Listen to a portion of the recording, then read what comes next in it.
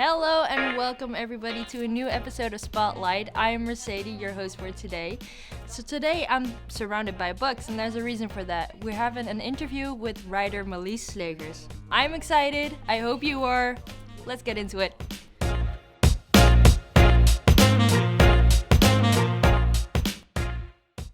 Marlies is a successful writer, a much appreciated teacher, and a beautiful mom of three.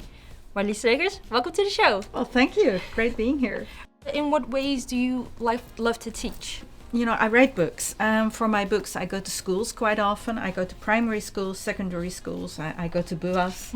And all these schools have different approaches. It's just a perfect mix of not really being a teacher at one school, but just going all around the country and even international and just visiting classes and talking to kids and students. Great. I love that. Great. So I want to chime in on the international part because I've heard you've also done writers' retreats. Yes. Where internationally do you do these writers' retreats? Well, I lived in Indonesia as a child.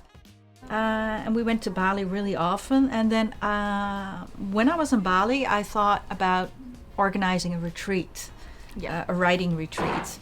And I thought Bali would be it was a perfect location. It's a beautiful island. It's very accessible. So I organized I went there in 2018 to check out to see if I could find any venues, if I could find a house that I could rent for people to come to. So I found that. And then 2019, I had my first retreat. And the idea was to do it annually in Bali. Mm-hmm. Well, a pandemic came. It happens. So that was basically the end of Bali for now. And I do host my retreats every year. But the one after Bali was in my own hometown. Mm-hmm. And one this year was in Zeeland. Okay. So we had a beach house. And for next year, I'm hoping to do Valencia because I'm not really sure Bali will be a good idea for 2022. So it's pretty clear you love Indonesia and you have a connection to it, and you spend so much time there. Have you written a book about it yet? Yeah, I have actually. It's a book called Backpack, which is set in Bali. Would you look at that? Yeah, wow. We have it right. Coincidence. Yeah. Well, so tell me about the book, what it's about. It's about, so my daughter was going to Bali to backpack, and I often turn all sorts of non-fictional stuff into fiction. So she was going to Bali to backpack, and I said, okay, so I'm going to write a young adult thriller about a girl going to Bali, getting caught with drugs, because if you're caught with drugs on Bali, you're in big shit. Big trouble. And that was the idea. And then she would send me pictures and stuff about Bali and the hostel she was in. Because when I go to Bali, I don't sleep in hostels. Yeah. And then in the end of her backpack trip, I went to Bali to join her, together with my other two children. And we were caught there in a huge earthquake.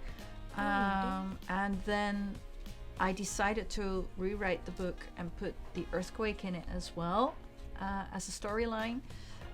So this book is all about Bali and the small islands around it, like the Gili Islands, the party islands.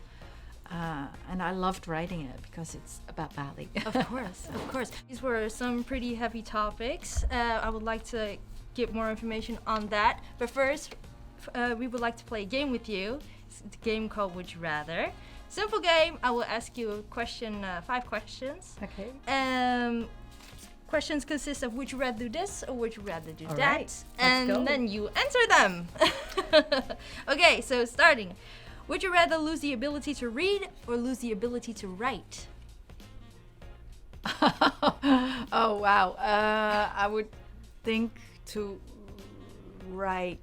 No. Oh, that's a horrible one.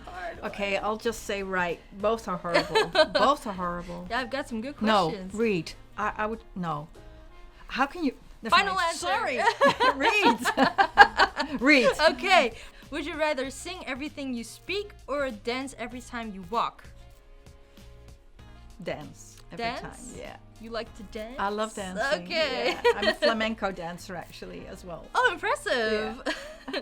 Would you rather watch your favorite movie over and over again or read your favorite book over and over again? Read the favorite book over and over. Yeah. Of course. You're Yeah. a writer. Would you rather have a successful podcast or a successful YouTube channel? YouTube channel. No, podcast. Podcast. Yeah, a These podcast. are all I love very hard podcasts. They questions. are. Yeah. Would you rather stay in the Netherlands or move back to Bali? Oh, that's a hard question. My kids are here. I'll stay in the Netherlands. I'll Here? stay with the kids. Yeah. Okay, that was a great game. Those were some good answers. I have one more question for you. It's not a would you rather question. Where do you love to write? I write from my home actually. I could show you. Yeah, sure. That All sounds right. great. Let's go. Let's go.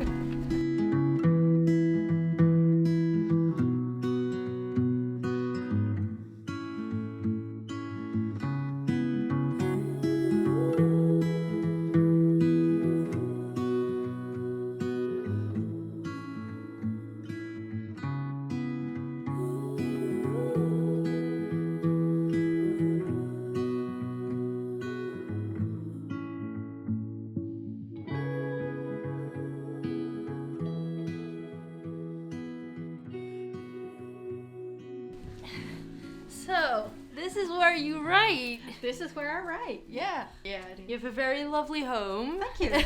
Thank you. Yeah, I think so too. I love Yeah. the atmosphere. Yeah. It's a mix of Asian and Dutch. Okay, so your progress to writing a book. Can you please maybe explain to us, walk us through the steps on how you write a book? Okay, so it always starts with an idea, and the idea might come from something that's happened in real life. I have a lot of inspiration from stuff that really happened, and then it starts to like go in my mind. This idea just needs to have it's like a pregnancy, really. You need a couple of months in your mind to think about the story, and then finally you think, all right, I think I have a character. I have the characters, I have the storyline.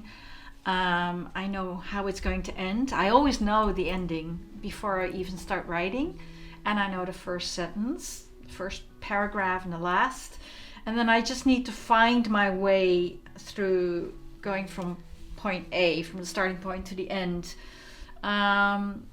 which I never have a plan in terms of a scheme or a script that, okay, so in chapter 3 this is gonna happen. I just write pretty organically. I know where I'm starting from. I know where my destination is. Yeah.